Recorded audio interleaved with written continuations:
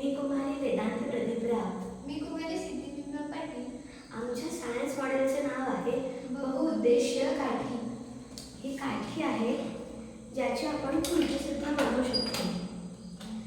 ही बनवण्यासाठी आम्ही सगळ्यात कमी वजनाचा धातू वापरलेला आहे. धातू वापरला आहे कारण जेणेकरून 60 ते 70 किलोची व्यक्ती देखील या खुर्चीवर बसू शकते. तर या काठीचा उपयोग आपण रात्रीच्या वेळेस चालण्यासाठी अंधारात किंवा अत्यावश्यक ठिकाणी करू शकतो.